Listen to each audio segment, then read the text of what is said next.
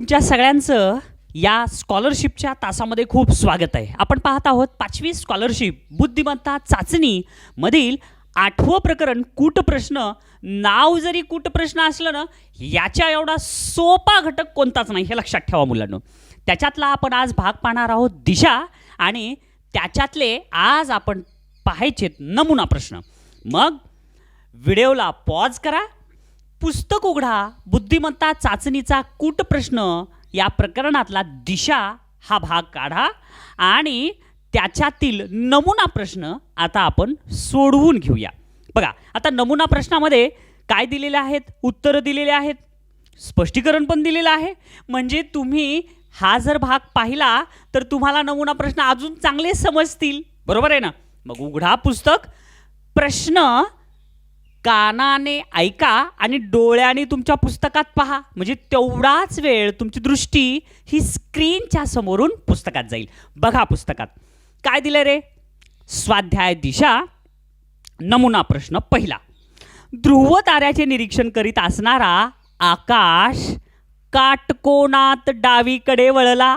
आता एक लक्षात घ्या मुलांनो, ध्रुव तारा म्हणलं की नेहमी कुठं असतो तो? उत्तरेला. माहिती ना तुम्हाला ती गोष्ट, पहिली दुसरीलाच ऐकली असेल.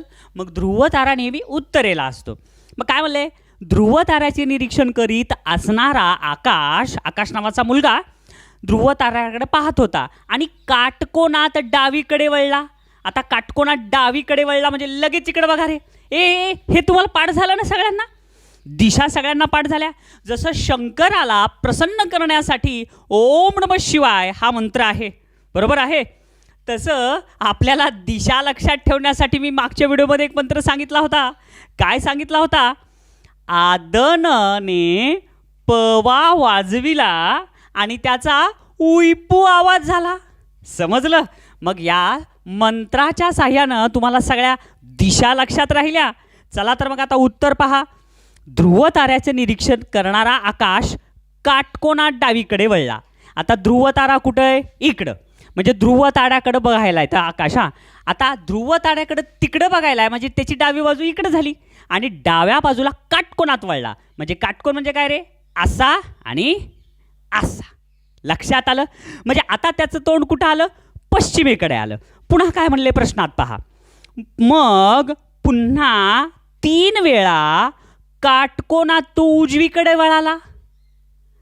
आता त्याचे तोंड कोणत्या दिशेस आहे? अरे बघा किती सोपं. इकडे मुलांना बघा, आता इकडं तोंड आहे ना त्याचं. आता इकडं तोंड असल्यावर उजवा हात कुठं झाला त्याचा? तिकडं. आणि तो किती वेळा वळला काटकोनात? 3 वेळा. म्हणजे इथं होता, इकडं तोंड होतं त्याचं असं, आणि इकडं तोंड होतं तर एकदा वळला इकडं आलं, 2दा वळला इथं आलं, आणि 3दा वळला इथं आलं. म्हणजे दक्षिण दिशा. म्हणजे पर्यायामध्ये आहे का दक्षिण? पर्याय नंबर 4. होतं ना सोपं? पहा पुढचा नमुना प्रश्न. मग बघा बरं मुलांनो, आता दुसरा प्रश्न नमुना प्रश्नातला पुस्तकात पहा सगळेजण.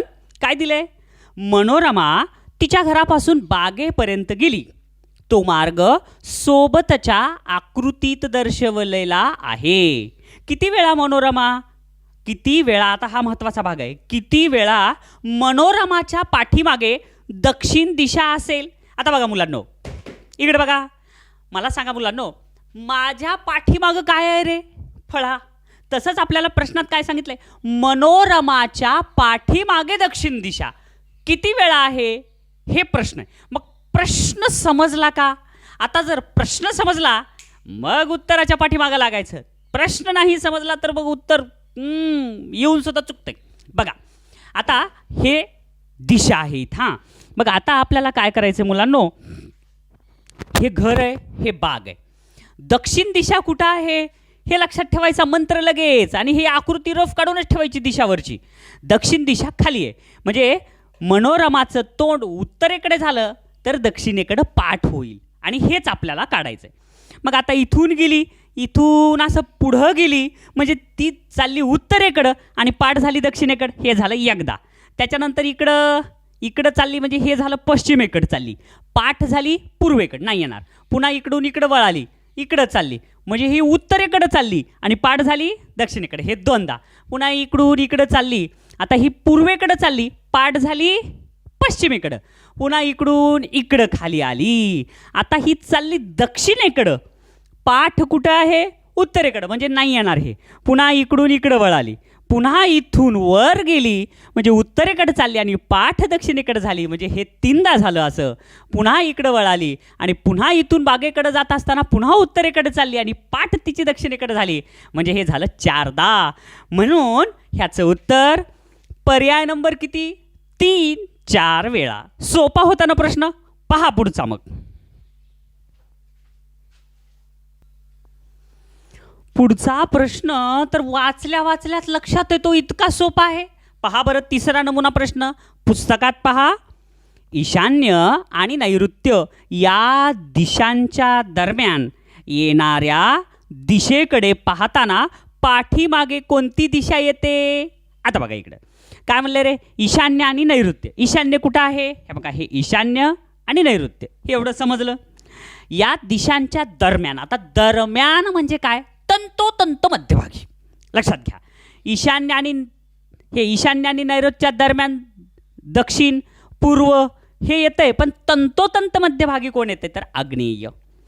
आणि इकडून मध्यभागी कोण येते? वायव्य. मग ईशान्य आणि नैऋत्यच्या तंतोतंत मध्यभागी वायव्य आणि आग्नेय येते.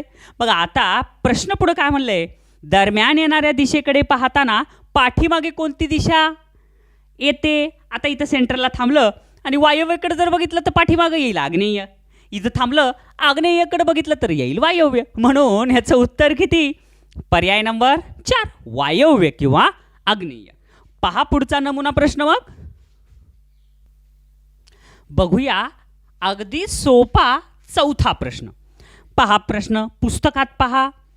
जॅकलीन दक्षिणेला 15 मीटर चालत गेली. इकडे बघा रे, आता जॅकलीन नावाची एक मुलगी आहे, ती दक्षिणेला गेली. मग आता दक्षिण दिशा कोणती रे ह्याच्यामध्ये? बघा, हे दक्षिणेला चालत गेली, म्हणजे आता इथं आहे ती आणि इथून दक्षिण म्हणजे खाली इथपर्यंत, आणि हे अंतर किती आहे? 15 मीटर चालत गेली. इथपर्यंत समजलं मुलांनो? अशा पद्धतीनं बरं का, इथून तिनं सुरू केलं चालायला आणि इथून चालायला सुरू करून ती इथपर्यंत आली 15 मीटर. पुन्हा काय म्हणले पहा पुस्तकात. नंतर ती पश्चिमेला 6.5 मीटर चालत गेली. आता पश्चिम दिशा कुठे आहे ती पहा बरं. हे बघा, हे सेंटर पॉईंट. पश्चिम दिशा कुठं आहे? इकडं. मग आता ह्या इथं सेंटर पॉईंट आहे, मग पश्चिम म्हणजे काय? इकडं. मग इथं किती केलं? 6.5 मीटर. हे बघा, इथून इकडं 6.5 मीटर. हे बघा, हे 6.5 मीटर. एवढं समजलं तुम्हाला? पुढं आणखीन काय म्हणलंय? पुढे ती उत्तरेला 4.5 मीटर चालत गेली. आता उत्तर दिशा कुठं आहे? बघा, हे उत्तर दिशा वर, म्हणजे आता इथं जर आलं तर सरळ वर काटकोनातच. हे बघा, इथं किती गेली ती? 4.5. किती सांगितलंय? उत्तरेला 4.5 मीटर. हे बघा, इथून इथं 4.5 मीटर ही गेली. एवढं समजलं मुलांनो? इथपर्यंत समजलं. आणि अजून पुढं काय म्हणलेलं आहे?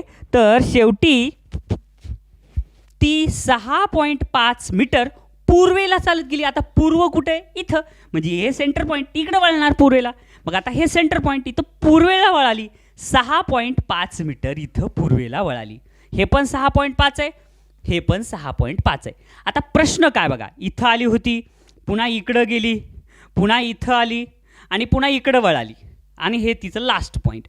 तर आता प्रश्न काय विचारला आहे? तर ती मूळ ठिकाणापासून किती अंतरावर आहे? आता यापासून हे बघा, हे जे पॉईंट आहे यापासून हे इथं किती अंतर? अरे किती सोपं आहे. ह्या 15 मधून आता किती वजा करावा लागेल? हे एवढं अंतर वजा करावं लागेल, बरोबर का? हे किती आहे? 4.5, म्हणजे हे पण 4.5, म्हणजे 15 रुपयामधून 4.5 रुपये वजा केल्याचे. 15 रुपये आणि त्याच्यातून 4 रुपये 50 पैसे. उत्तर किती येईल? 0. इथं 5 दशांश, 5 मधून 5 गेले 0, 10.50. आणि ह्याचं उत्तर पर्याय नंबर 3. समजलं मुलांना किती सोपं होतं? पहा पुढचा प्रश्न. मग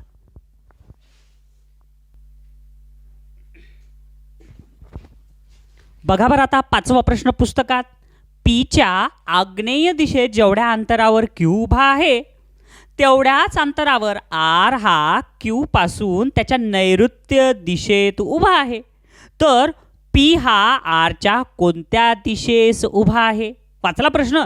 आता बघा, हे लगेचच्या लगे काय करायचं माहिती आहे का? प्रश्न वाचता वाचताच आपण रफ ही कृती तयारच ठेवायची. पीच्या आग्नेय दिशेत. आता समजा हे पी आहे, हे पी.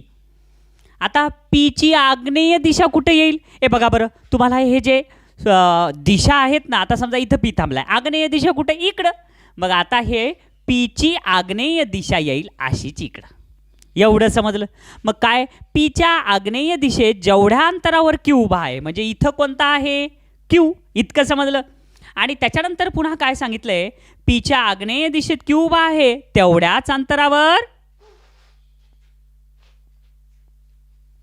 आर हा क्यू पासून त्याच्या नैऋत्येस उभा आहे.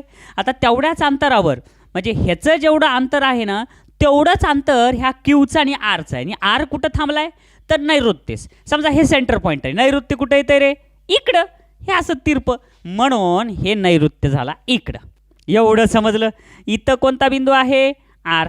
आणि पी पासून क्यू जेवढ्या अंतरावर आहे तेवढ्याच अंतरावर क्यू पासून आर पण आहे. इतकं समजलं? आता प्रश्न काय ह्याच्या पुढं आहे, तर पी हा आरच्या कोणत्या दिशेस उभा आहे? पी हा आरच्या कोणत्या दिशेस उभा आहे? आता आरकड जर इथं कोण थांबलेलं असेल तर ही वरची दिशा कोणती झाली? वरची दिशा कोणती झाली? उत्तर. अरे म्हणजे प्रश्नाचं काय असतंय रे? उत्तर. आणि आपलं उत्तरच उत्तर आलंय, म्हणून हे तर फारच सोपं झालं बघा प्रश्न. तर याचं उत्तर उत्तरच आहे.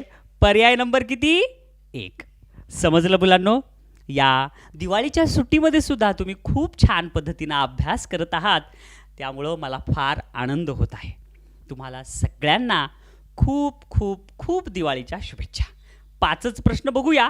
आता थोडंसं फटाके फोडायला जा आणि पुन्हा फटाके फोडून पुन्हा आपण उरलेले 5 नमुना प्रश्न पाहूया. ओके मुलांनो, पुन्हा एकदा खूप शुभेच्छा आणि व्हिडिओ पाहिल्याबद्दल खूप खूप आभार. थँक्यू.